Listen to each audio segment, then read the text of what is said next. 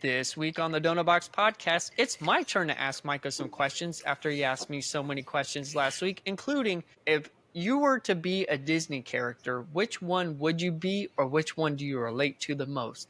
And we have some exciting news coming up for the Donut Box podcast. So you'll make sure you want to tune in for that. All right, man. We can go ahead and get started. I'm excited for these questions that you have for me. I guess this is retaliation for all the questions I asked you last. No, Why I'm do you joking. look at it as retaliation? I didn't mind you asking me. I don't know. It's not retaliation, but it's just like, you know what? He had it coming. He asked me a bunch of questions last week. No, I'm joking. But yeah, man, it's a great week. I have a lot of questions for you. You know what? Like the older I get, I learned a long time ago how to ask good questions, and you learn a lot about people. And a lot of these questions, some of them I think I know the answers to, but honestly, I might be shocked by some of the answers just because I'm genuinely curious. Maybe I don't know, or maybe I do know the answers to some of these questions. That's kind of how it was last week. And, you know, sometimes we'll ask each other questions and I'll be like, really? That's a thing for you? Or like, you know, I find out stuff about you that I haven't even found out in all of our years of friendship. So you never know what we're going to find out today. Well, what was it? Maybe it wasn't last week. It was probably 2 weeks ago. And this was while you were here when you told me about being like playing the hostage role or terrorist role for. Oh, yeah. I never knew that was a thing. And I was Yeah. like, oh, wow, that's a cool story I learned. Yeah, and sometimes it's like, wait, I thought I told you this. I told you this, but nah. Sometimes it'd be like that. But that was a pretty cool time. One of the few people that got to experience, you know, pretending to be a hostage and then pretending to be a fake terrorist and getting shot with fake bullets. It's like the real guys. They don't get to live to tell the tale. So What's funny is when I did my Explorer program, I was on I did the other side of having to be do scenarios and they were like little BB guns, but we didn't shoot people, but we shot targets. They targets. had the house and all that. But we can go into that another day. All right, I got some questions for you. Okay, this first one is kind of a light-hearted question. Now, if you were to assemble, and when I say Avengers type team, I don't mean they have to be superheroes, but say you're about to do a big showdown or a heist, or you're about to have to face this big obstacle. Okay. You can have anybody on your team. It can be somebody in real life, like your wife or me. It could be a fictional person. It could be a celebrity. Okay, so you have a team of 5, including yourself. So you have to pick 4 people to be on your team. Who are you picking? So I have my joke team and I have my real team. Which one do you want me to go through first? You can do both. Okay, so which one do you want me to do first? The joke or the real one? Do the joke team. Okay, so Timothy Oliphant, Hitman, is one. Oh. I threw that one in there just for you. Arnold Schwarzenegger, because, hey, I mean... Why him, though? Why? Have you seen any of the movies? I mean, have you seen the movies that he's in? Arnold Schwarzenegger, the actor, or one of Arnold Schwarzenegger's characters? Like his characters, not like... Okay. How I'm thinking about all these are the movie characters in particular. Okay. And so the Timothy Oliphant Hitman, because he's thinks 4 steps down the road, right? He's got the whole thing planned out. So he's the planner of the group, and he gets to be the silent assassin type. Then you got Arnold Schwarzenegger, who he's the big muscle brawn kind of guy, right? You got that sort of character there. And then I was I'm thinking, I don't know. Those are my first 2 that came up on that one. Okay. You got to pick 2 more. I got to pick 2 more. Okay. So I'm thinking I don't know why I'm John Madden for strategy. It's we could just do John Madden for strategy, right? It's just boom, here we go. We're going to do this. We're going to do that. And give them a little tablet to draw all over. Again, this is my joke team. Okay. This is my joke team. And then the other person, I'm thinking it has to be, you know what? Let's do Stallone. We got to have a Rambo in there too. Okay. So 2 brawns, 2 brains. There you go. That's okay. Now my question before you do the real team: what is going to be your role on this team? What are you going to contribute to this team? Are you going to be the pilot? Is that what's going to happen? Yeah. I'm Okay. so Getaway you know guy. what's funny? In the joke team, there's always got to be the one guy who's like the leader, but actually doesn't do any of the dirty work. That's me. I just Oh let them go. yeah. I fly. I do Kind the of like getaway stuff, and I don't do any of the dirty work. if you've seen any of the Ocean series, kind of like the George Clooney character where Yeah, he's kind of like like the he's George. got the team, Exactly. but like he's not. I actually really like those movies, the Ocean's Yeah. movies. They're actually pretty good. And if any one of those guys couldn't be in there, we could throw Mr. T in there too. Let's have a Mr. T kind of guy. Mr. T, that's kind of a random one, but I like A it. random one. Um, treat her right, treat your mother right, Mr. T. Yeah. So for the real team, I think you already said it. I would have you. I'd have my wife, and mainly because y'all know me very, very well, right? And so you, because we have a very similar thought process. So a lot of the times, even if we're in situations to where we can't talk, lights out, whatever, to where we're having to go in stealthy, we could probably give each other a look and understand, okay, here's the next steps. We also assimilate roles very well to where it's just like, okay, I can't really explain it. It's like sometimes we've never been in these situations, but it's like we Okay. would just know, okay, you're the driver, I'm the gunman. And like we don't even talk about it. We just like know or whatever, the case would be. And then my wife, because she thinks about things that I don't necessarily see. Like we talked about this the other day. So I am a dreamer and I could be a little outlandish sometimes as far as, and I'm not saying she's not a dreamer. I'm going to say that right now because there's a whole thing behind that. But honey, you were a dreamer too. That's not what I'm saying. But you think about the logistical side of things. And Yeah, so you got to have somebody to think about the logistical.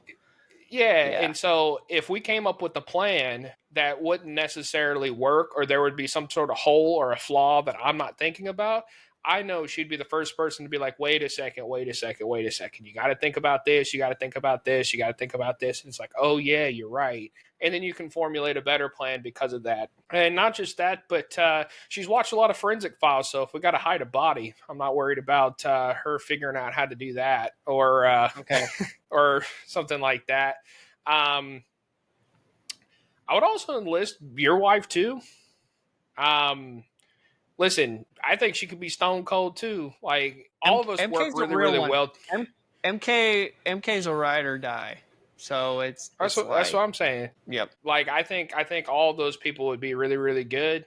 And then You my got to bring one fourth more. person, yeah, my Yeah. fourth person, I'm thinking is Jamie. So he's my godfather. You got to bring the godfather along. But like I think for me, it's because one, he's got a law enforcement background. So like he knows a lot about that sort of thing. He's also been a counselor in a jail environment. He's also a counselor so he understands the human psyche a lot. And he's also gone through a lot of human experiences. And so you want to have somebody along those things to where because you and I can read people really well, but somebody that can read somebody really well is Jamie. Like if you're sitting there and I'm not if he's watching this, I'm not being like this, but if we had to be in a room interrogating somebody, they're like, I don't know nothing. I could trust Jamie to be like, nah, he's lying right now. He's lying right now, or something like that. And not just that, but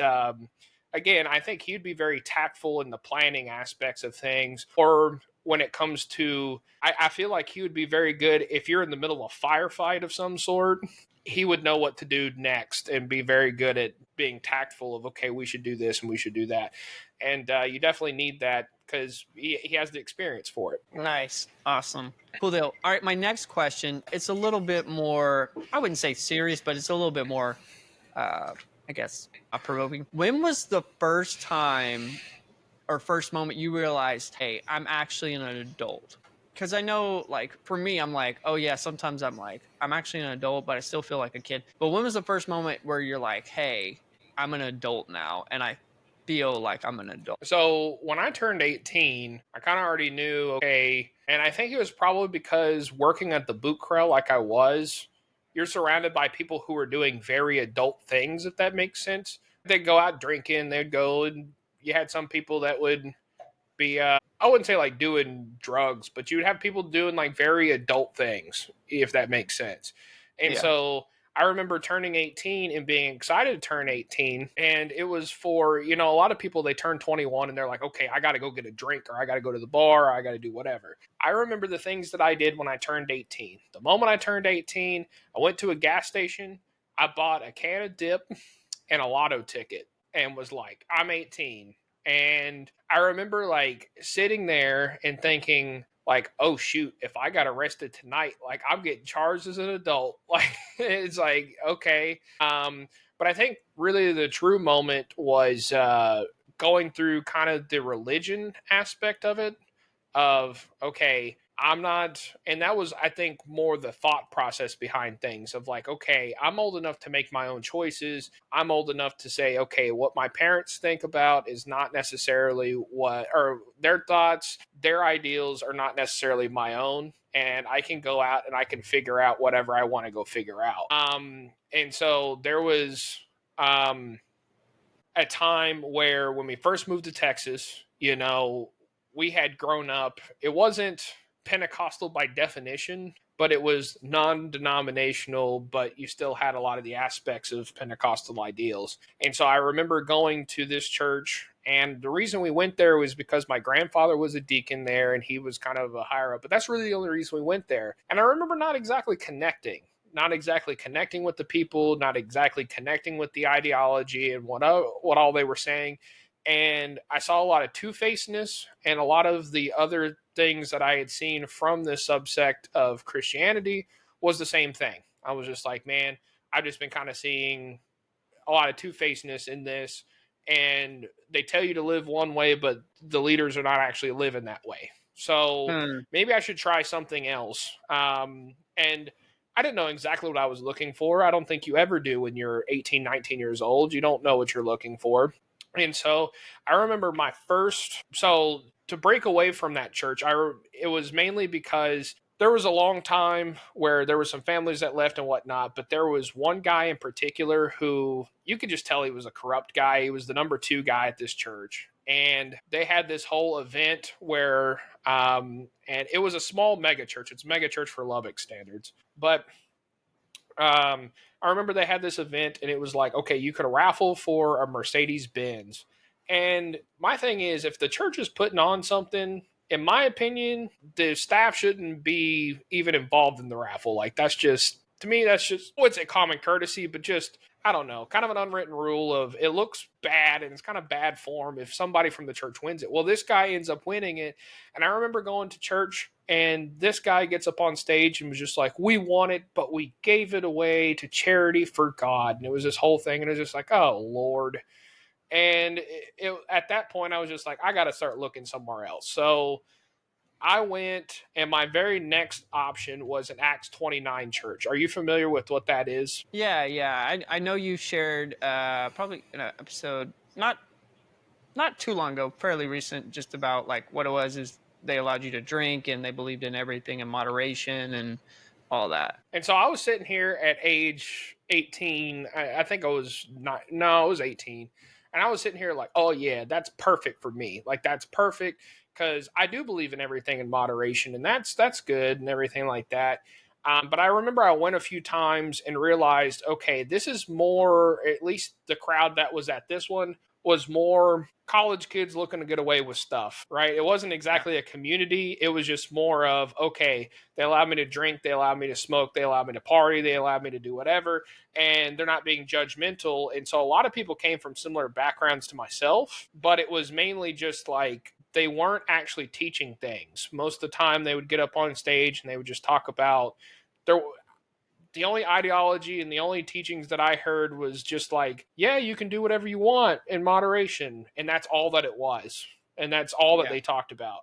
And I think a lot of it had to do with, one, again, they were catering to college kids. They had this big, beautiful coffee shop before that was like a really, really popular thing. But it was like it was all about you go get your coffee and you go in there.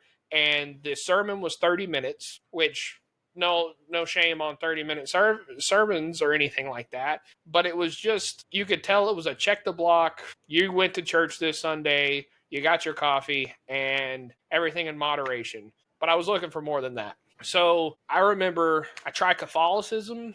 I went all the way the opposite end of the spectrum and tried Catholicism, which I didn't mind Catholicism at first. It was more, and I think part of it had to do with the relationship that I was in. They were what I would call low-key Catholic, where it's like they would go to Catholic Mass on the major holidays and sometimes, but not regularly, and they wouldn't actually go along with the ideals. In fact, they went to another church in town when they would actually want to go to church. And that one was totally different. I think you know which one I'm talking about. The one that would play Justin Bieber songs to open up the service and stuff like it's that. no longer a church anymore. Yeah, that blew my mind. I was just like, and they were just so shocked that I didn't like it. It's like, bro, if I wanted to go to a concert, I'd go to a concert. I don't need to go to church for all that.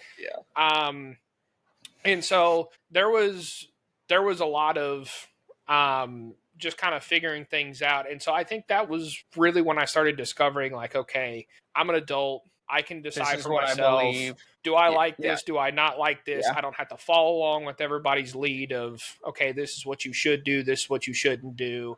When it comes to parents or even your peers or even other people who are adults who you can see as over you or whatever, it's like, no, I don't necessarily have to do that. I can formulate what I want to do. And so I think that the religious aspect made me kind of open my eyes and that sort of thing. So because that was the next follow-up question I was going to ask you, like with the religion part, because like everyone is raised a certain way and like certain things like, oh, you know, you grow up in a household where you're more financially, things are tighter, or you're raised with beliefs about money or how you interact, or like, for example, like a stupid one could be like, oh yeah, if you're raised, don't put your elbows on the table, you know, like you grow up with that. But there comes a certain point in your life where you say, okay, I'm going to take this and this was good and I'm going to keep that.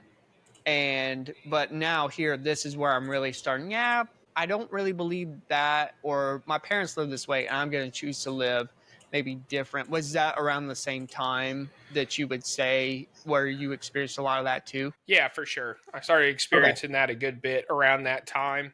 And even like politically, because it was some of the people that I started hanging around with. I didn't have the traditional college experience, one, because my parents didn't pay for it. And so I ended up just not really having that same experience like a lot of other people, but I started hanging out with people and having, how do I put this, like college-esque experiences without going to college. And I remember a lot of it was like, I had never really been an open way of thinking, if that makes sense. Like I really wasn't open to other people's opinions, especially coming from like a Pentecostal background where it's just like their way or the highway. You don't necessarily, you know what I mean? It's, okay, this is the right way and everybody else is wrong. And then it became no, other people can think the way that they want to think, and it doesn't make them wrong. It just makes them different. We all have differing opinions. Like that doesn't mean that they're bad people, because beforehand it was like you can't associate with them because they think a certain type of way or they do certain things in life or whatever. And then it became, no, that's not how it is. For instance, like I remember it took until my wife coming along. I thought like women in leadership that was a no-no. I was like, oh, heck no. Women can't be leaders. That doesn't make any sense, right? And it says the Bible and, the men are the spiritual heads and everything like that. So a woman can't be leader. And at this time, Hillary Clinton was running for president, right? And I remember talking with her. One of the first conversations I had with her was I was like, well, I don't feel like women can be leaders. And she's like, why not? And that was the first time I really thought, like, you know what? Why not? I was always told that they can't be. But at the same time, like, is there a particular reason? Like, I've never, I've seen leaders have flaws, whether they're male or female, but it didn't necessarily have to do with their gender. You know what I mean? Yes. I've seen good female leaders. It was more like she was more like, okay, if you can give me a valid reason why you believe that, then I get it. But you came to the point was like, oh, I really don't have a valid reason for believing. Exactly. I just believe that because that's what I've been told. That's what I've been told this whole entire time. Sorry, I didn't mean to interrupt you. No, you're good. You're good. No, that's exactly how it was. And so, and that is one of the things that I really love about my wife is she does challenge me on those things of like, that might not be a necessarily a way of thinking that's true. That could be just something that you've been taught over the years because, I mean, the way we did grow up was very legalistic. Like there was a lot of rules. There was a lot of this is how it is, and again, it's this way or it's no way. So you either believe it this way or you believe it wrong. Like that's it's only one of the two. So Yep. to come out of that and be an adult and say that's not necessarily true at all, you can have varying opinions. And just because you think differently than some people doesn't make you wrong. It was a lot. It was a lot. I mean, Yeah. so Cool deal. All right.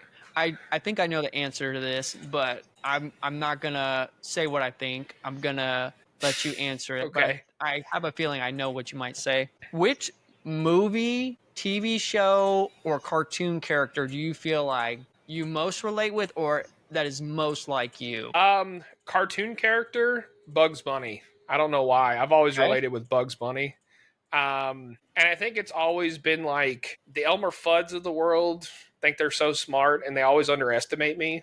And I end up just being like, but almost in that cheerful way. Like, I don't, whenever I, come out the other side from something when somebody's trying to get me of some sort, like, I try my best not to be bitter and try not to come about it. And almost like with that Bugs Bunny mentality where you pop out the other end and you're just like, you try to get me and you just kind of laugh in their face and just like you underestimated me. Good job, bud. And it's just like better luck next time.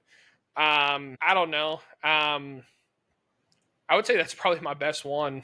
Like I Oh, don't know I why I thought you were relate gonna to say Bugs Bobby Bunny so Hill. much. Well, yeah, there is Bobby Hill, especially when I was a kid. Oh my gosh, which we talked Explain about to this. them why you because a lot of times Relate you to said it, Bobby and I Hill. was like, you know what? Like, yeah, that's pretty spot on. Yeah, it's because so one, I was an only child.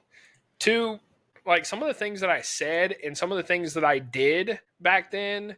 And I'm trying to think of a good example. Do you have a good example of like when I did a Bobby Hill type thing? I know that Um, there are great examples. Like we've talked about it before, and it's just like that is so I'll Bobby Hill of something he would remember do. in the when Bobby's listening to the bad music, and then his dad doesn't like Yeah. it, Oh so he yeah. takes him to the bookstore. Yeah. And I had the same exact thing happen where we went to the Christian bookstore and had to listen on the little, and kids these days won't know what I'm talking about, but you had to go and they had the little CD players right there. So you would take the CD and you would go listen to it. Yeah, And I remember like I had a whole stack of stuff like that. And I had to do that whole thing of whatever my parents wanted me to listen to and stuff like that. So I related to that. I'm trying to think of like a really, I can tell you um, probably one, and I don't know if you're like, oh, but it's in the very first episode when like he puts his underwear in the microwave because he wants it really warm. yeah, Anyway, something stupid like that. or Yeah. or even when like this makes me think of you visiting your grandparents, but when he goes to visit his grandma and his step granddad in Arizona, and they let him Yeah. drive the That golf is so cart, and he's Arizona. yep. That is so Arizona. Yeah, that's I think it's because it's like it's because maybe you're like Bobby, like Bobby's dad, Hank just doesn't get Bobby, and Bobby wants to be this comedian and like make people laugh, and Hank just doesn't get it, and he thinks like Bobby is just a weird duck, and okay. I've got one. I've got one. okay, Maybe this will be a good one. This sounds like a King of the Hill episode. So there was this guy who went to our church who wanted to remain a virgin until marriage, right?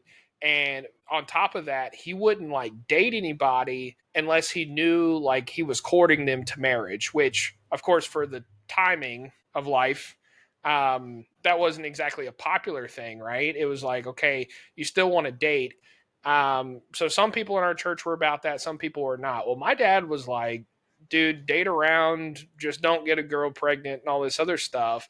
But at the same time was a lot more strict. He didn't know what he wanted. But anyways, I just remember meeting this guy, and he's like, yeah, I'm not going to date, I'm not going to kiss a girl or anything like that until I know like I potentially want to date her or court her towards marriage. So I remember sitting at the dinner table and my dad being like, so do you have any girls in your life or anything like that? And I was like, no, I'm not even going to date until I get to be older, until I can even have a chance of being married. And he was just like, what, are you gay? I remember like that was the next comment, is like, are you gay? I'm like, no, I'm not gay. I was just like, I just want to be like this one guy who's not going to date and all this other stuff. I remember us having this whole conversation just like, boy, it's just like, it's okay to date at your age. And I was just like, no, I want to be celibate until I get to be a certain point. And it was this whole thing.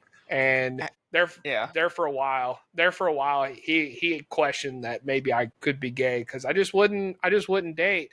But the other thing about it too is like, we also had a family tradition, a bad family tradition, of a lot of people in my family got girls pregnant before they were married and when they were really young. And I was just like, bro, I don't want to do that.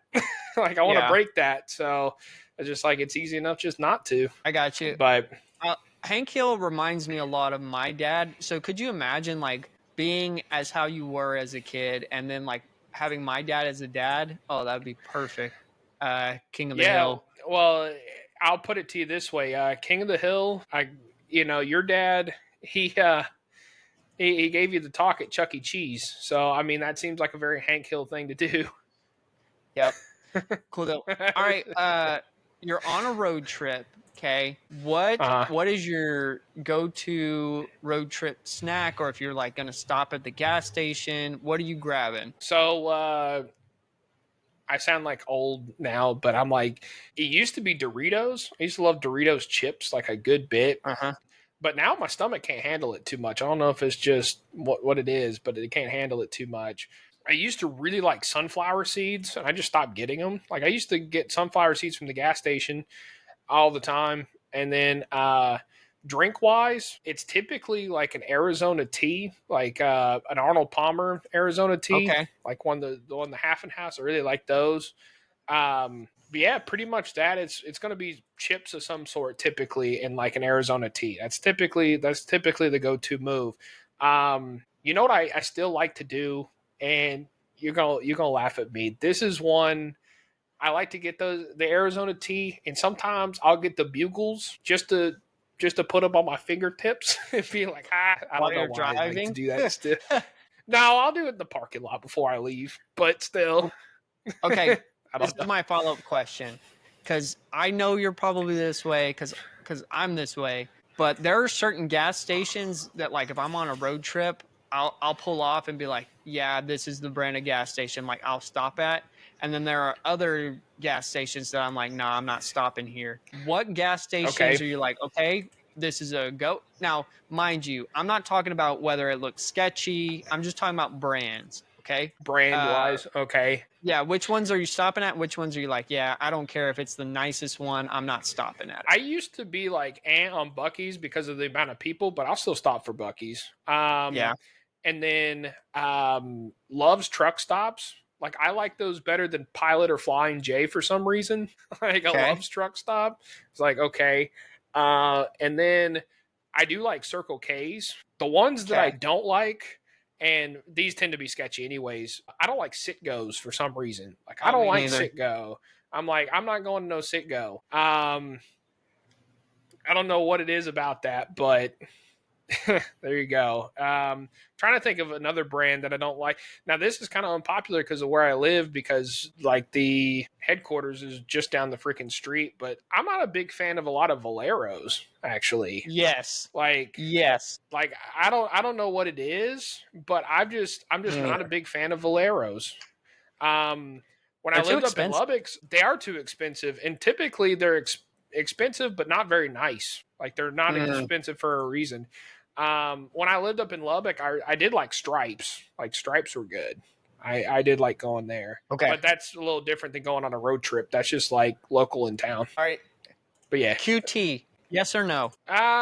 Yeah, but I'm not pulling off the road for it. You know what I mean? Like if I got to, I sure. meant I like don't if have you're any just beef with like, them or anything. yeah, if you see one and you're like, I gotta stop for gas, and that's it. Yeah, I don't have a problem with it. I will.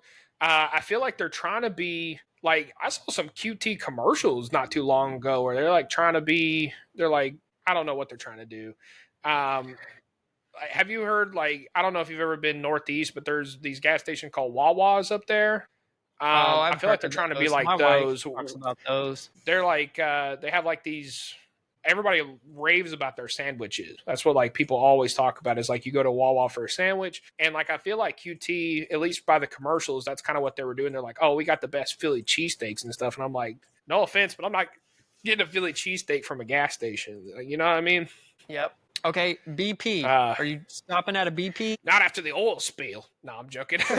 um, they're okay. Again, they're kind of like in the same category as QT. Like I'm not like stopping. This might be in a different part of the South, but have you ever stopped at a Kangaroo gas station? Oh, I've seen Have you those, ever heard but of those? no. Yeah, I've heard of those. Yeah, yeah. I think those are only in a very specific part of the South because I have only seen them in certain places. But like, okay. Are The you one stopping at an that I Exxon? Oh, go ahead. Go ahead. no, because certain family members worked at Exxon, and I don't deal with that. The one that I've stopped at on purpose, just because of the branding, is a Sinclair. Like you never see those, but the one with the Mm-hmm. dinosaur on it, like and there's really no reason for it, but it's just like, oh yeah, I stopped at a Sinclair. I don't know what it is about that, Right. but they're Well, never around. okay, So you're on the road. You're on your road trip. You got your Bucky's or your Sinclair or whatever the heck, sunflower seeds and chips and your Arnold Palmer, whatever. Your right, wife is asleep. Okay, all right. she's not up to have she's not like having active conversation with you. What are you listening to? Are you gonna listen to a podcast? Are you gonna listen to a playlist? What are you listening to? Typically it's a playlist. Typically I'm pulling up Spotify, man. You gotta get your good old Spotify going on. I've got specific electronic playlists for that. It's sometimes I'll listen to some dirty South rap music, but it just depends. But yeah, a lot of the times I try to just listen to, like, how do I put this? Like ethereal, like music that just kind of makes the time pass, if that makes Gotcha. sense. Like you got some of those playlists too, I'm sure. Another one that I like is I've got a few classic rock playlists as well, and like I'll listen to those too. Um, That is one thing that is like a Gen Z thing that I don't do is Gen Zs make a Spotify playlist for everything. Like everything. Like it'll be like it's a Monday and I'm feeling sad and it's raining outside playlist. And I'm like, bro, y'all really, make a that's a playlist thing. for Gen Z makes playlists for everything. I just have like playlists for genres. Like I have Yep. just like genre playlists. Or I think the only other one that's like not that way is I have one that's called sleep. And that's if I want to, go to sleep. But that's just like a mix. You know what I mean? It's like a mix that I find is good to sleep to. But other than that, it's mostly like genres. Like Okay. that's the only playlist that I have. Okay. All right. Next question, and I'll try to be positive about this one Oh because you know gosh. how I feel. Um, you don't have to pick one specific one, but what are some of your like favorite fond childhood memories? Whether it's like, hey, me and my grandpa and grandparents went here, or it doesn't have to be a specific one, but do you have some favorite childhood memories? Yeah, for sure. So, my grandparents and I, on my mom's side, we went to Florida. We tried to do it a ton during the summertime. And I'm sorry if my camera's shaking. My cat just be moving all over the place back there. Um, but we used to go to Destin, Florida, and they went down there a lot. Like before it was really, really popular. Now it's like extremely popular. And so I remember we used to go down there and they would take their camper. We would like get the camper ready, which it's funny for kids because I always felt like you'd have to get the camper ready and like load it up with like food and stuff because they would just go grocery shopping in town. and load it up in the fridge and everything like that, and then we would tow it down there. And it felt like such a long time to get down there and a long time to load it up. But really and truly, it was only like 2-3 hours to load it up, and it was only a 3-hour drive down there from where they live. So it's like it really wasn't that long, but to a kid, it's like, oh man, this takes forever. That's a long time. Yeah, it's like, oh man, this takes forever. But I remember getting down there, and the campground that they stayed at was like right on the bay. And so it was like beautiful bay water. And they had a swimming pool and like a little like kid splash zone and stuff like that. And pretty much it was like you'd get there and it's like it's all fenced in. And I know this is probably kind of, some parents would cringe for this, but my grandparents would be like, go do whatever you want. Just meet us back here for dinner at this time, but just like whatever you want to go do. Oh yeah, it's great because you just had the freedom to go do whatever. And so it's like if you wanted to go to the pool, you could go to the pool. If you wanted to, they had this big fishing pier, and my grandparents would always bring fishing poles. It's like if you want to go fishing, you go fishing. If you want to go ride your bike, like they brought your bike. Or I'll say this: so they didn't bring my bike. I had a bike when I was a kid that got stolen, and my parents didn't buy me another one after that. So my grandparents would always bring theirs for me to use. Oh, and they so, had like a hey, this is Micah's bike for when he comes and sees us. Pretty much, yeah. It's like this is his bike for when he comes and sees us, and so they would bring that and make sure they bring that. And so, I used to love just going and riding the bike around the whole campground because it was big enough to where you can just kind of go on the streets around there and just kind of ride the bike around there, Oceanside or I guess Bayside. And yeah, I just remember that being real fun. When we lived in Augusta, they would bring that camper too some summers, and they would stay for like a month out at Clarks Hill Lake. And you remember like that Army campground, the Points West or whatever. And so I remember going and like we would always just go and have a good time. And they would always like make interesting, I always called it interesting food because what I got at home was pretty much the same thing. It just depended on what the day was. Like it was kind of the same repertoire, just kind of over and over and over. Well, my grandmother had some different food items, but a lot of times what she would ask beforehand is like, what do you want to eat while we're here? And so I would say, oh, I want this or I want that. And she would always make like fried rice. Like she has a special way of making fried rice. I don't know what it is. You know how grandparents be making food? Yeah, you could probably make it the same way. And it just magic. Yeah, like grandma magic. So it's like, oh, I want you to make this. I want you to make that. And even she would like make ramen on the stove. Like it could just be regular ramen and it would just taste different. It's just like it tastes better. So I don't know. It was just kind of always fun, just kind of that summertime. And again, at that campground, it was just kind of like, okay, we brought your bike, we brought fishing poles, go have fun, go do what you want to do, and just meet us back here at certain just time. be a kid. Yeah. Just go be a kid and just go have fun. And, sometimes we would do stuff together. Like I remember we went to the Columbia Zoo one time.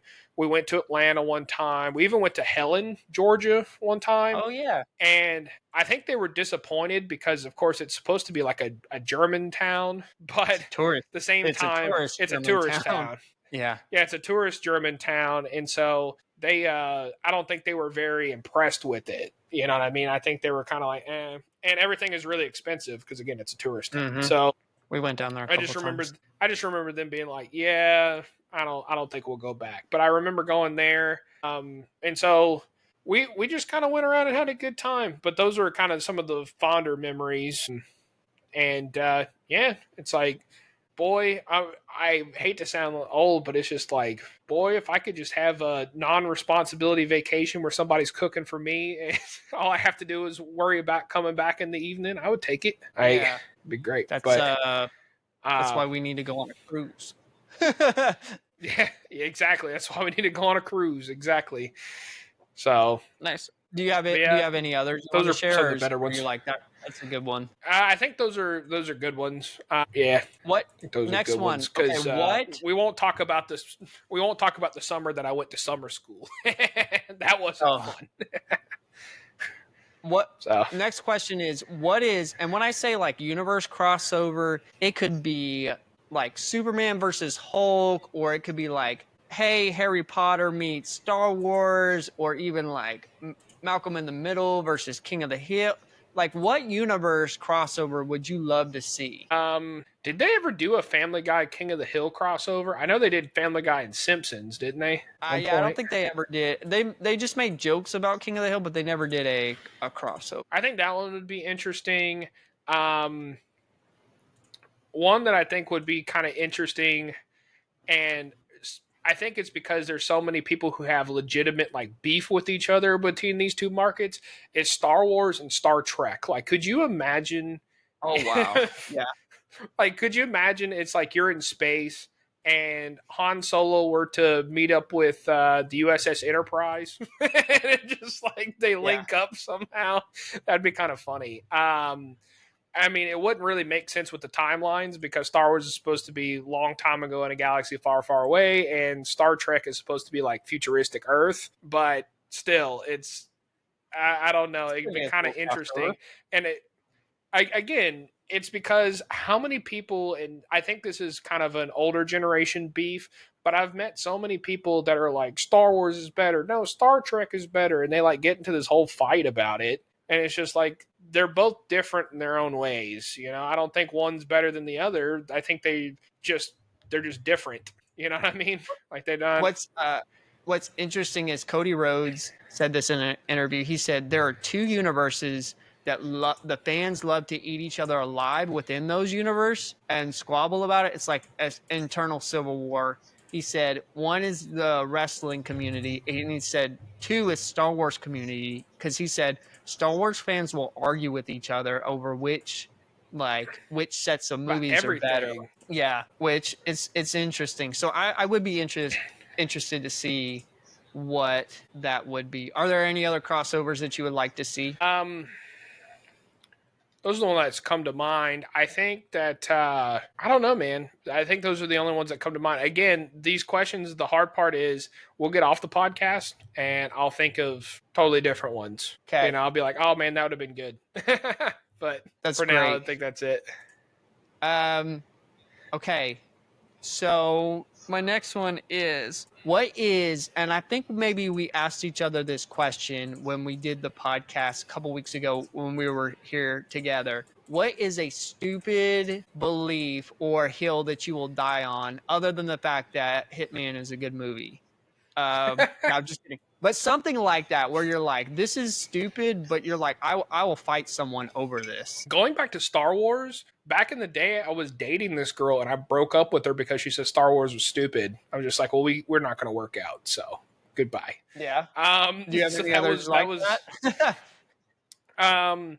So one that a lot of people would say is that's incredibly specific. I can't. That's okay. It can be incredibly specific. I've had arguments about different Texas Tech football players, and people be like, "Oh man, he sucked," and I'm like, "No, he didn't." Like he, and one of them was I don't know if you remember Taylor Potts, the quarterback. Like I had a few arguments where people were like, he sucked. And I was just like, I mean, he had his moments, but at the same time, he didn't suck. Like if you look at his stats, and I get into a whole argument with that.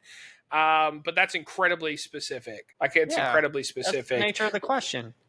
One of the other hills that I'll die on is, and I'm sure that some people agree, some people won't, is Tesla sucks. Like I can't stand them as a company. I think their product is terrible. I've been into a few arguments about that. It's kind of those interesting with those two camps. It's like you either love it or you hate it.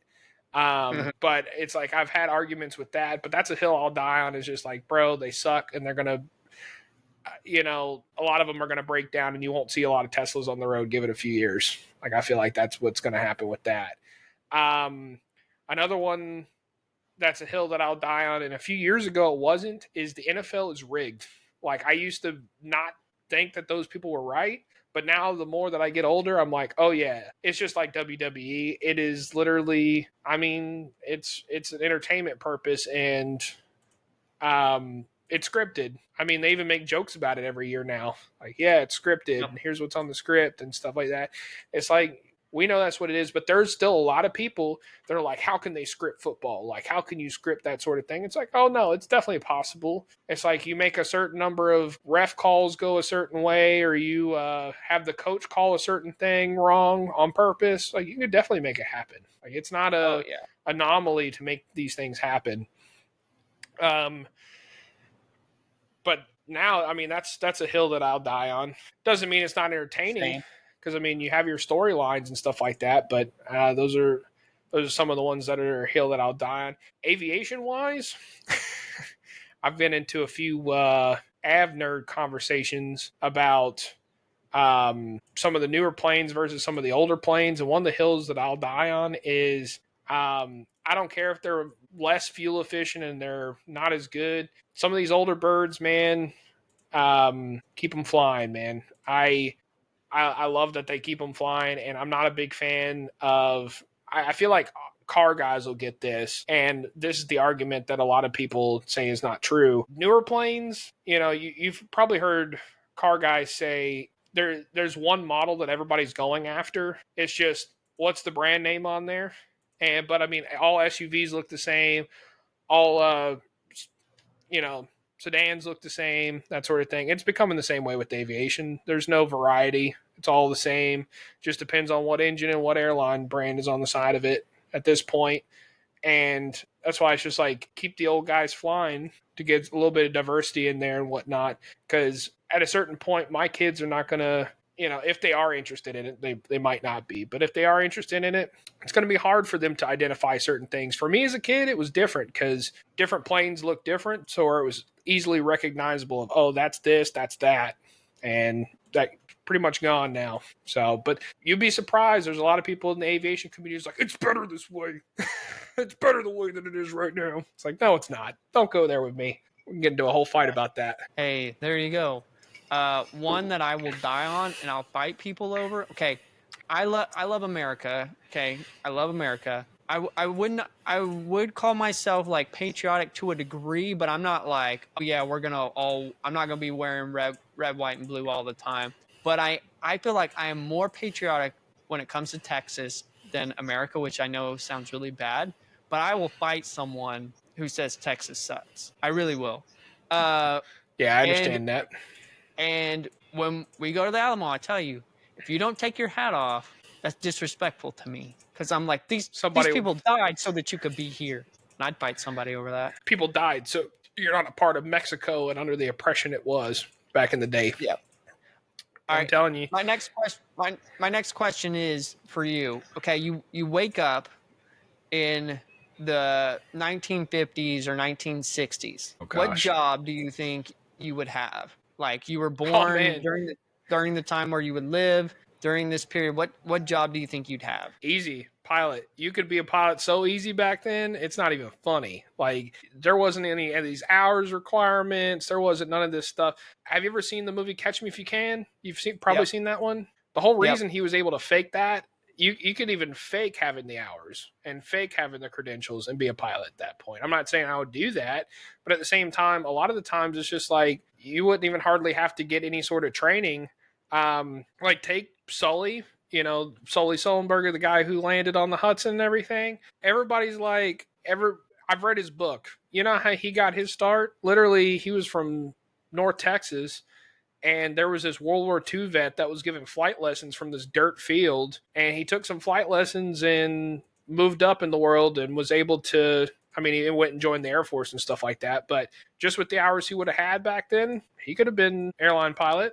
Screw it, he could have done that. Now, if that wasn't an option for whatever reason. Yeah, that's not an option. That's not an option, okay?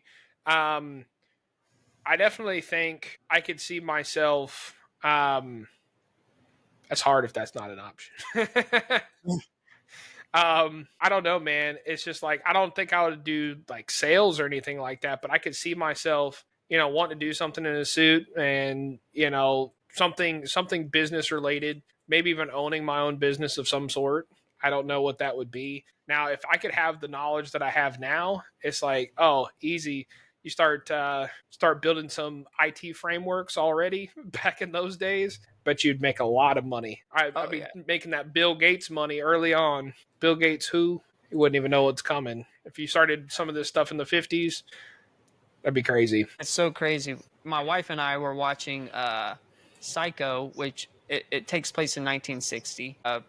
And in there, she buys a used car cash for $700. Yeah, $700, right. a used car, a house. This guy was like, because the whole premise is I'm buying a house for my baby girl, like she's getting married. $40,000 for a house. Can you imagine? That's wild. I'm like, rent would be Yeah, so cheap. I told my wife, I was like, if we could time travel and take all the money we have now and go back then, oh, we would be kings. We would be rich. it's like if I was making the salary that I was making right now and take the money we got right now, it's like, oh man, you could do all sorts of stuff. You wouldn't have to worry for nothing, really. I mean, it's pretty crazy. Well, even you think about just a few years prior to that, right? Like I remember my grandfather telling me this story, and this was from back in the 30s, early 40s. But he was telling me because I remember going and we bought a Hot Wheel, right, from the store. And the price had just went up from 88 cents to 90 cents. And I remember him being like, yeah, inflation is crazy because you know what we used to be able to do with the dollar back in my day? And I was like, what's that? He said, I used to be able to go to the train station, buy a train ticket to the next town, go watch a movie, get a Coke and popcorn at the movie, and take the train back, and that was 80 cents. That's And I wild. was just like, that's crazy. And he's just like, yeah. He's like, the dollar used to go a lot further. I'm like, yeah, it sounds like it, man. Sounds like it. Yeah, But for sure. it's like, Inflation. Gotta love it. All right, next, and then maybe I've asked you this question before. Someone is going to play a movie about your life, not just who is going to play you, but who is going to play like your wife, who's going to play me, who are you casting? You gotta dream up a cast for the movie about your life. Who do you think is playing who? I got a lot of joke answers for this. I don't know why, but Liam Neeson for me, Sigourney Weaver for my wife. No, I'm joking. I can see Sigourney Weaver. Yeah. I can see that. Especially like younger Sigourney Weaver, definitely. Mhm. Um, There's an actress, and she's in that Peacock series Poker Face, and I don't know if it's the character she plays or the actress, but she reminds me a lot of your wife. She's oh, redheaded, really? like doesn't take crap from nobody. Uh, I would say like a young Sigourney Weaver esque character. Gotcha. Yeah, I could see that. For myself, it's always pretty hard to think about who it would be. Like, because it depends on Rainn what Wilson era of my life we're talking about. Rainn Wilson, I mean, playing yeah, a current could you. be. We need to, I'm sure he can develop a little twang to his accent to, which I don't know if I told you, but the comedian that plays your probably least favorite character in The Office, Todd Packer. He came through Uh-huh. San Antonio not too long ago, and somebody I knew like was having coffee at this coffee shop, and literally was like, "That guy looks familiar. I don't know who that is." And it's like, "Oh," and he took his hat off, and they were like, "Oh, dude, that's the guy who plays Todd Packer." And they like got a picture with him and stuff, and apparently it was super nice. That's great. So Who's playing you though? side story: Rainn Wilson with the country accent. um, um, I don't know, man. It's hard because it's just like, then again, you can make a lot of actors play people. Like, I never would have thought Nicolas Cage would have been a good John Madden, but he does look a lot like, with the Yeah. prosthetics and stuff they did, like he does look a good bit like John Madden, which is pretty crazy. I'm trying to think. Dang, that's such a hard one, dude. That's such a hard one. How about yourself? I'm curious who you think would play you. Me right now, either two people, either Andy Samberg or Okay, I can see that. hear me out, Shia LaBeouf. That'd be kind of funny. He could I could see probably that. play me, and do a good job. Let's see, for you, obviously Rainn Wilson, or you Right. know who's gonna be you? He's a current Who? actor right now. I think I said this before. Jesse Plemons. That's who's playing you. Oh yeah, that's who I was trying to think of what his name was. But yeah, I could see that. He looks somewhat like me. Dude, for my wife, that's kind of a hard one. I don't know who's playing my wife. I know who's playing my first wife. Ooh. Freaking, I gotta hear this. She's kind of old now, but like if she was younger, a young Eva Longoria. Really? Yeah. She could be crazy. I can see that. You need somebody that can be crazy. You're talking about like Desperate Housewives, Eva Longoria? Yeah, or like a yeah. Okay, if you won the lottery and you've done all the things that you're supposed to do, you've invested your money, you've paid off your debt, all the world hunger is fixed, like you've done all the things with all the money in the world, what is the first selfish thing that you're going to buy for yourself? Not for anybody else, the first selfish thing. A plane, for sure. Okay. A plane? What kind of plane are you buying? So the first one that I'd want to buy myself depends on how much this lottery was for, because of course planes are very expensive. Jeez, Blanche! God dang it, cat! I'm sick and tired. Sorry, freaking pulled the pissing me off. Does that look like the same camera frame, or is it a little different? It doesn't matter. It's fine. All right. So depends on how much money we're talking about here. I mean, if it's how much would you say? Like, give me a number. All the money in the world, dude. All the money in the world. Man, then there's several like current airliners I would just turn into freaking private jets. Boeing 717, private jet. I'd just be making that into a private jet. I think that's the answer right there. Just buy me one of those, clean it up a little bit, get all the checks done on it, probably throw some new engines on there just to make sure, and throw a bed in the back, some nice couches and stuff like that. I've talked about this before, man. Like, I don't know if you know this. This is a little bit of a side story. You might have heard about this, but the plane that Trump is tabbing to be the new Air Force One in the interim while he's got the other one on order because Boeing keeps delaying it, it came through San Antonio, and we were like, who the heck? Because it was just this big private 747, right? We're just like, who the heck owns that plane? And it was some rich oil person in Qatar.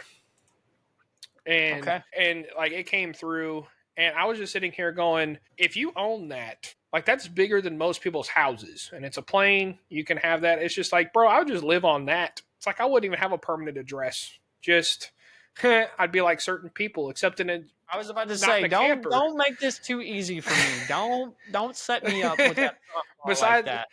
Besides being in a camper, I'd just be in a very big plane. But just like the one you're seeing on the screen there, if I had that thing that way. Say that again. Said you would get to choose to live that way. It'd be by choice. Oh yeah, it'd be by choice. And I mean, could you imagine you can fly anywhere and you basically stay in there? You got, that thing could fit a ton of bedrooms. It could fit multiple kitchens. It could fit, pretty much anything a large house could. You got in there. So I mean, why not, man? Why not? You have a giant mobile house, pretty much. Okay. So what are you naming your plane? The Queen Anne. Okay. Queen Anne. All right. If I have a boat too, that's the name for the boat. I've played a few games where I have a boat, like a fishing boat, and it's always the Queen Anne. It's always the name.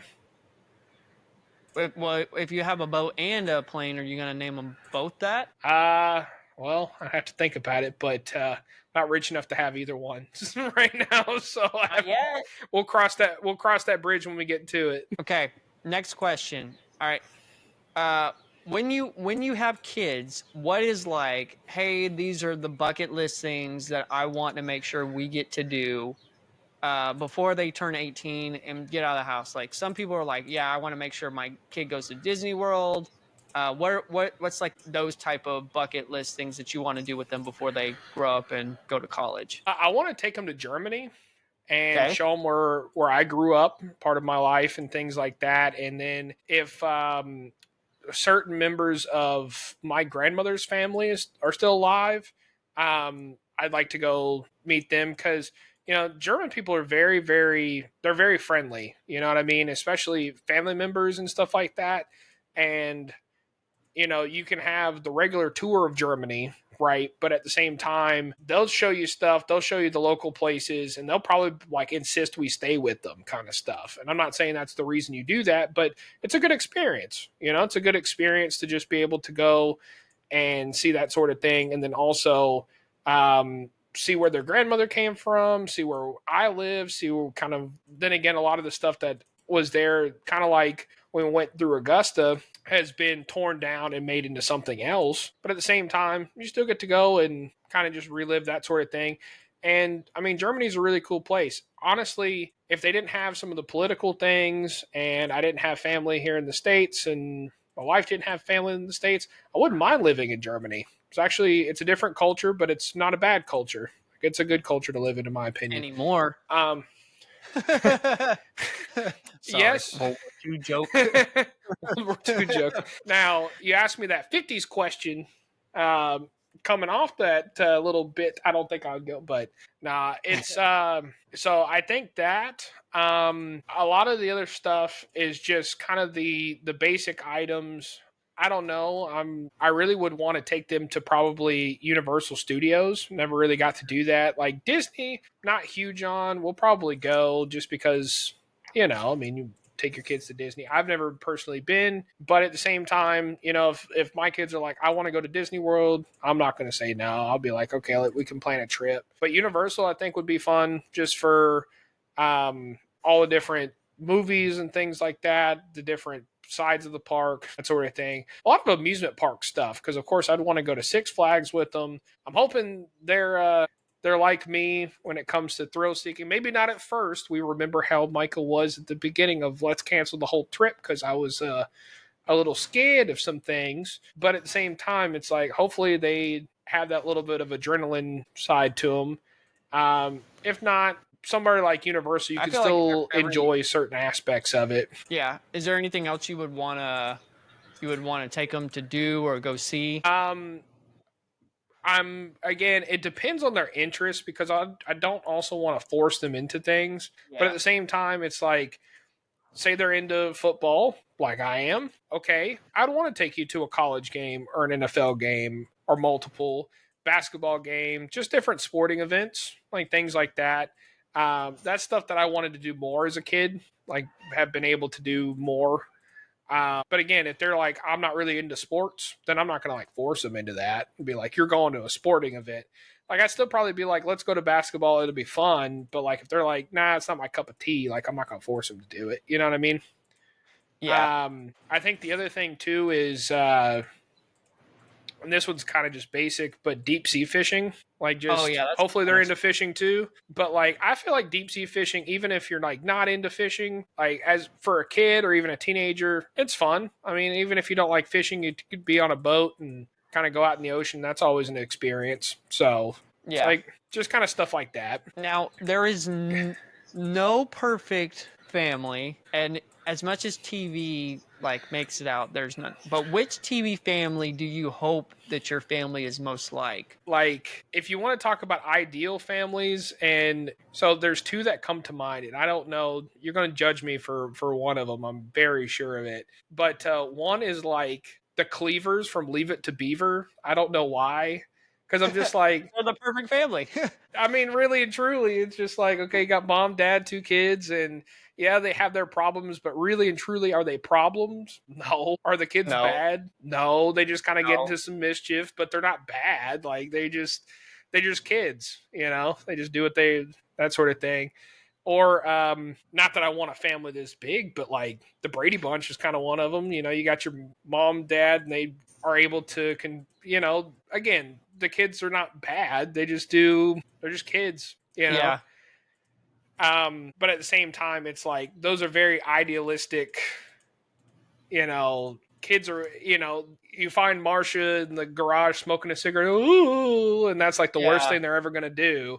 It's like, it's definitely not like that in real life, especially in the day and age that we live in with the access that kids have to things like the internet and stuff like that. It's like, that's the least of your concern. I wouldn't say least of your concerns. I'd still be pretty upset, but that's not one on the top of the list. If that's the least that they do, or the most that they do as far as, bad things that they do, I'll be very happy. I'll say that. Yeah. One thing that I have noticed about Leave It to Beaver as I get older, right? Anytime that the boys get into trouble, their dad always bails them out. Like he never Yeah. kind of I mean, there are some times where he like lets them sit with the consequences of their choices, but he really does like try to bail them out every time, almost in an unhealthy way. It's kind of like, oh well, I make money and I'm gonna, I don't True. know. It's a little entitled, but uh, but yeah, I totally get it.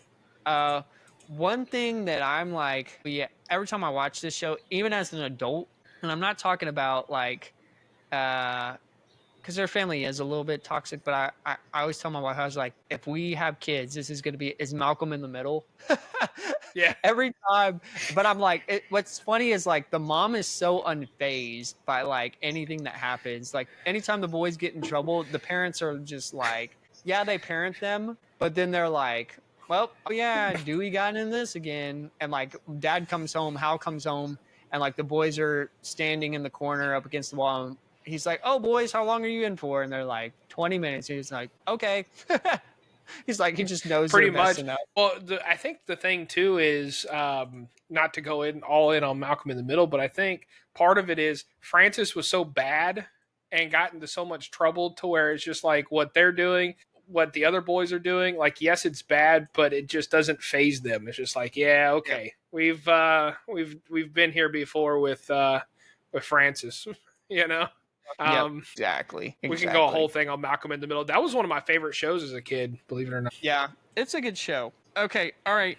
I've got 3 more questions here, okay, as we start wrapping up. And maybe I'll ask a bonus question. Which Disney character do you either think is most like you or you most relate to? Disney character. Disney Pixar. Oh, I'm an a-hole just like Gaston. No, I'm joking. But you're not self-absorbed like Gaston. No. I don't know. I don't know if I necessarily relate to. Okay, so you say Disney Pixar. This is a Disney movie. I relate from Shia LaBeouf and Holes because I had to go in that summer and like I felt like I would get in trouble for stuff that really wasn't my fault. Okay. Does that count? Does that count? Yeah, I guess that technically counts. I watched that movie and I'm just like, yeah, it reminds me of that summer I went to Lubbock and had to dig post holes all summer for pap. Take a bad boy, make him clean. Take a bad boy, make him a good boy. Turn him into a good boy. Pretty much. That was my summer that year. Other than that, it's hard to find somebody that like you could relate to. In some facets, like when I watch Hercules, I'm like, yeah, but more because of like the wanting to prove myself, but like also wanting to just help people at the same time. Yeah. I don't know. I could see that, but at the same time, kind of not. Okay. So interesting choice. Cool. All right. If you could erase one holiday, and I'm not talking about like National Boyfriend Sibling Mother's Day. I'm talking about one of like the main holidays that we celebrate. Which one are you? Maybe this is a loaded question. Which holiday are you eliminating? Really and truly, I'm like, hold on. What's a? Because I'm gonna go through all of them pretty much. Like I like Thanksgiving. Christmas has grown on me the last few years now that I actually have people that celebrate it around me. Because once you have like a true Christmas experience, it's not bad. Yeah, it's not bad. Don't really want to do like I could give or take New Year's. Like I get why people celebrate it, but at the same time, it's not huge on my list. Like it's not like, oh, I'm excited for New Year's. And I think for me, it's like I'm not big on fireworks. Like I'm just not big on fireworks. Like 4th of July is okay. I like it. I think it's just more because it's like summertime, you know, kind of that summer holiday. But it's, I don't know. And if you said 4th of July, everybody would be like, you're un-American for not wanting to do 4th of July, which is fair. What about President's Day, Valentine's Day, Labor Day, any of those? I mean, I could give or take any of those.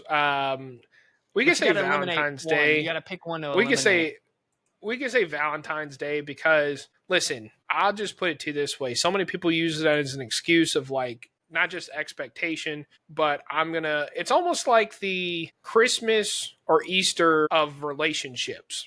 Christmas or Easter relationships for those people who like don't go to church besides on those 2 days. It's like for those people who barely put an effort into relationships, this is their like one day to show out and expect, as bad as it is, for people to put out for their show out that day. And it's just like, nah, man. It's just like if you actually in a relationship with somebody that you want to be with, like you do that stuff all year round. It don't need to be just this one day. So yeah, I can get away with. I could do away with Valentine's Day. It's like, listen, my wife and I really don't celebrate it. Like we might do like the last few years. I've just like cooked the dinner at home, but that's not a ton different than a lot of the other days of the year. You know what I mean? To where it's like, it's not, we don't save everything for that one day of the year. So, okay. I don't know. How about you? I want to know yours. You, man, I'm curious of yours. What holiday would you get rid of? Probably Valentine's Day for the same reason as yours. And then probably also too, I would say, either Labor Day, because I'm like, I don't understand why it's nice to have the day off, don't get me wrong. But then I don't want to get rid of the day specifically. Maybe we modify the holiday because I don't understand why we celebrate St. Patrick's Day in the U.S. because there's no context. Like, it's like, oh, we're just all gonna drink. It's an excuse to drink. That's what it is. An excuse to drink. That's really what it is. There's no like observance of the holiday. So I don't know. As bad as it is too, man, I always tend to forget it. And then everybody's like, oh, you're not wearing green. I'm going to pinch you. I'm like, you come near me, I'm going to punch you in the face. Oh, I hate that. It's like, I hate that crap. My thing is, it's just like, it's all cool if you want to celebrate a holiday. It's kind of the same thing with like Cinco de Mayo for me. Now, if you're Mexican, a little different. I get that. But you ask most people, especially white people, what is Cinco de Mayo for? They won't know the actual reason for the holiday. Like, they don't know what it is. It's just like, it's an excuse to go to the Mexican food restaurant and drink margarita. That's what that is. Margs and chips and queso. It's just like girl dinner. It's just like, all right. Yeah, it's just like I could give or take those. But, most of the time for like Cinco de Mayo, you don't get it off. St. Patrick's Day, you typically don't get it off either. Yeah. It's just like. I think in Texas Independence Day, that should be a state celebrated holiday. Okay. All right. I'm going to ask this one because it's a bonus question and with us sharing the exciting news. So I have one question and then one like bonus question, but I'll ask the bonus question. All right. And be completely honest. Me and you are starting a church. Who are we drafting to be on our church staff? Who we drafting? On our church. You can draft anybody, to be honest with you. Round 1, first round draft pick. I'm thinking cat's going nuts in the background over here. All right, I'm going to ask you this question, and this is the bonus question, and then I have one more. Okay. Who are you going to draft if me and you make our dream church? Like, who's going to be on our church staff? Who's going? Oh, man. I'm thinking, so do these have to be like well-known people, or could we just make them people of our lives here? It can be people of your life. It can be anybody. So I know you and I are the senior pastors, the co-senior pastors. We gotta share the load here. And then I know that I want Jamie that I referenced before. I know that I'm gonna want him as our pastoral care team, like for some counseling purposes and things like that. I definitely know that. I'm like trying to think worship wise. Who do we bring in for worship wise? That's the question. Jelly Roll. Gosh, yeah, we could bring in Jelly Roll. I'm sure he could do some Christian stuff, and then every now and then featuring Post Malone. Yeah. And then I'm thinking, so for youth pastor, I'm thinking, I don't know why my mind said Shia LaBeouf. We've talked about Shia LaBeouf too much this episode. I don't know why he keeps coming up. I was like, I don't know why he keeps coming up this episode, but apparently we have that. You know what? For our seniors, you know who we should have for our senior pastor or like for that sort of thing? Sam Elliott. He's coming in. Oh yeah, he'd be gonna great. lead. He could also run the men's ministry too, because I bet you he'd run a mean men's ministry. Yep. Who's some of the folks for you? Well, I was gonna say Kurt Angle could be our men's pastor. There you go. Sting is gonna be on the board of elders. That's what he's gonna be. With the face paint or not? No face paint. He's hanging that up. Dang. Youth minister, Justin Bieber. Justin Bieber. Yeah, Justin Bieber. Kids minister. I don't know. You got to come back. I'm very particular about that ministry. Yeah, it can't just be anybody. Let's see. Who else? Women's ministry. I don't know. Probably my friend Rachel. She'd be great at that. Outreach ministry, maybe Jelly Roll too, because Jelly Roll has got a big heart for prison ministry. Yeah, for prison ministry. Yeah, we'll have to come back to that. All right, this is my last question. All right. What is like one piece or a couple pieces of advice? Like, for example, not like be a good person or do the right thing or always tell the truth, but I'm thinking more like don't take any wooden nickel, like grandpa advice. What is a couple pieces of advice that people have given to you that are part of like, I wouldn't say moral compass, but like your guiding principles? Yeah. I don't know. It wasn't like a saying or anything like that, but if someone's trying to sell you something, see what they're doing for themselves. And what makes sense is if they're saying that they could make you $1 million on a project or a product and they're driving a Ford Pinto, like don't trust them. Because if they're not living the lifestyle that they're trying to sell you, then, and I mean that works for church too. It's like if they're not living the lifestyle that they're trying to sell you, like don't listen to them because they're not going to do right by you anyways. A lot of times it's for a cash grab or it's for something else. If there's the one that I've come to decide, and this is not really something that was taught, this was more something that was self-taught over time. If there's no trust, there's no relationship. If you don't trust somebody, or if there is, you could have trust issues with somebody and still work on the relationship, but it's still a damaged relationship. But if there's no trust, if you can't trust them to do even the most basic things, you shouldn't even be close to being around them. You don't have a relationship with them because all it's going to do is cause you work. It's going to cause you pain. It's going to cause you anguish. It's going to cause you a lot of problems. That's all it's going to do. Go ahead. What does Michael Scott say? He says, fool me once, that's on you. Fool me twice, strike three. Three. Yep. Strike three. Yeah. I mean, and it's pretty darn true. I mean, what can you say? It's just one of those things to where it's happened so much to where you just learn to, okay, if you can't trust somebody and they're just going to keep on duping you out. I mean, those are pretty much, there's other ones, but a lot of it is, if they're trying to sell you something phony and you can see right through it, don't trust that person anyways. But same thing, if somebody is, fooled me once, shame on you. Fooled me twice, strike three. It's very, very true. Very true. And then the other one that I like to live by is if you're a racist, I'll attack you. Yeah, I knew you were going to say that. If you're a racist. Abraham Lincoln once said, if you're a racist, I'll attack you. Those are the principles that I live by today. I had to throw the other Michael Scott line in there. It's one of the favorites there.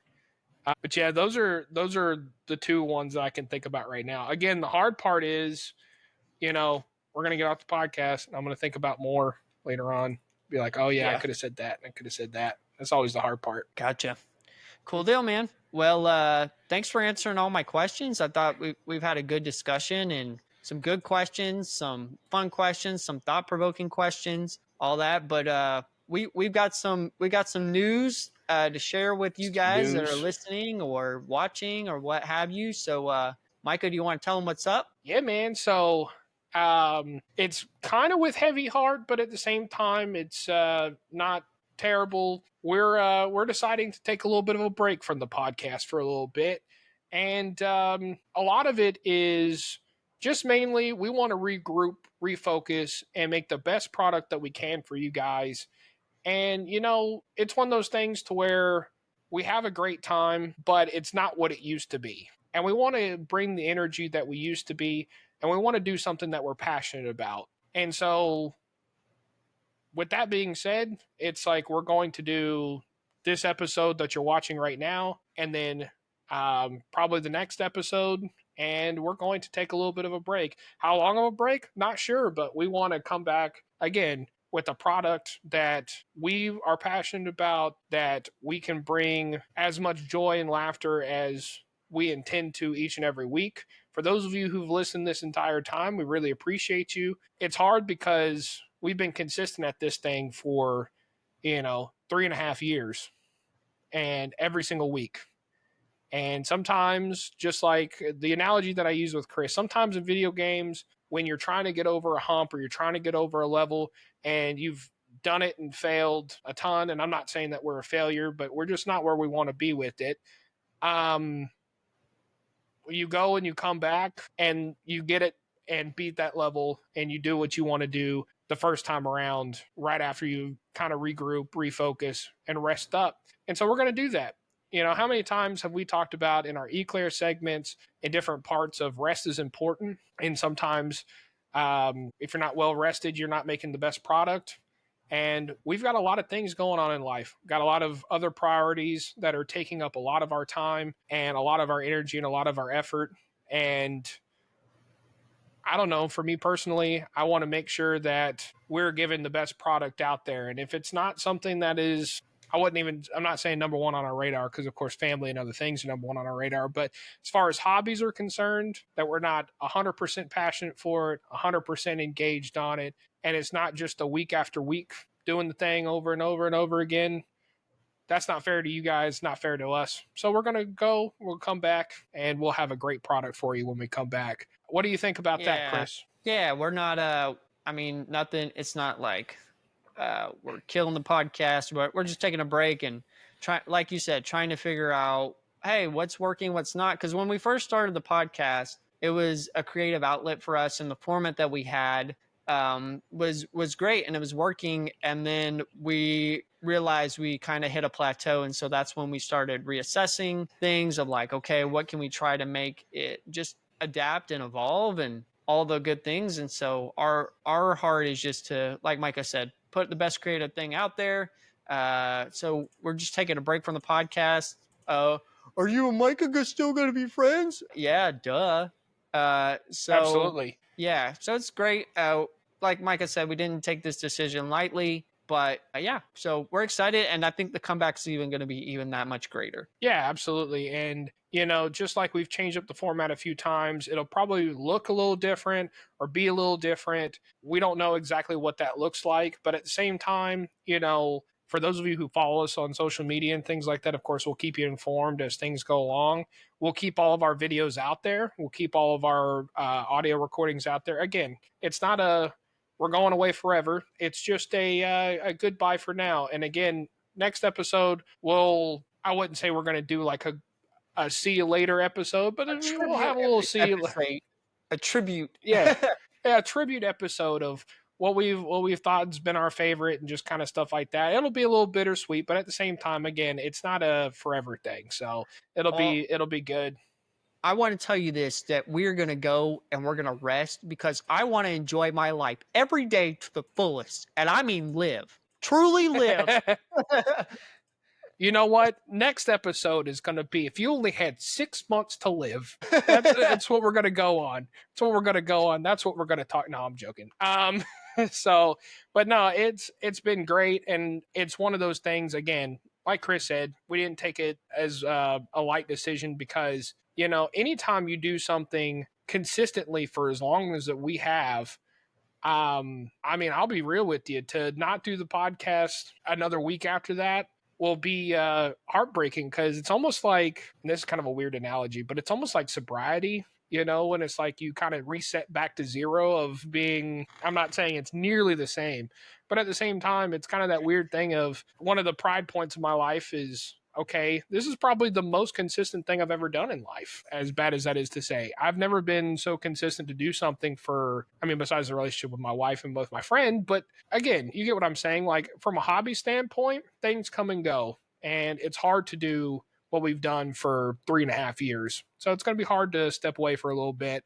But again, we're going to come back. We're going to be even stronger.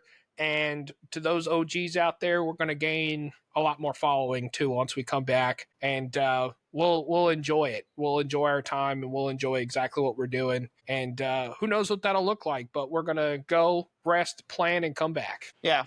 Well, it's been a fun episode. I think it's time for the Starship to take us out. I'm Chris, and I'm Micah, and this has been the Doughnut Box Podcast.